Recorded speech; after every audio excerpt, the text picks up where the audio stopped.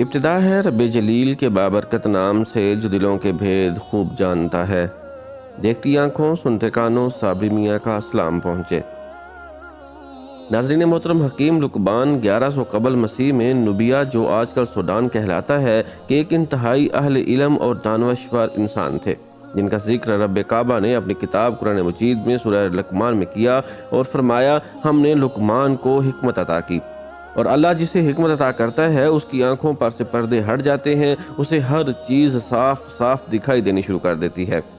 اہل حکمت کی زندگی دنیا میں رہنے والے انسانوں کے لیے ایک ایسی مشعل راہ ہوتی ہے جسے پکڑ کر اندھیرے میں چلنے والے روشنی کے محتاج نہیں رہتے، بلکہ وہ خود روشنی بن جاتے ہیں۔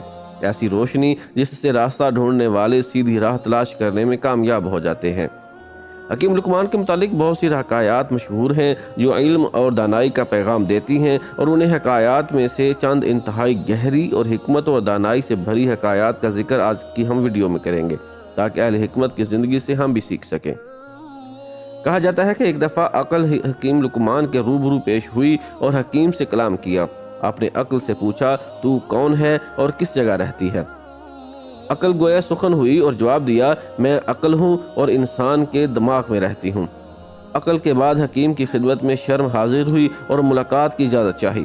حکیم نے شرم کو شرف ملاقات بخشا اور اس سے سوال کیا، تو کون ہے اور کہاں سے آئی ہے؟ شرم گویا سخن ہوئی اور جواب دیا، میرا نام شرم ہے اور میں انسان کی آنکھوں کے اندر رہتی ہوں۔ شرم کے جانے کے بعد حکیم کی خدمت میں تقدیر حاضر ہوئی اور ملنے کی اجازت چاہی۔ اجازت مرحمت ہوئی اور حکیم نے تقدیر سے سوال کیا، تم کون ہو اور کہاں رہتی ہو؟ تقدیر نے حکیم کو جواب دیا، میں تقدیر ہوں اور میں انسان کے دماغ میں رہتی ہوں۔ حکیم نے کہا، انسان کے دماغ میں تو عقل کا بسیرا ہے۔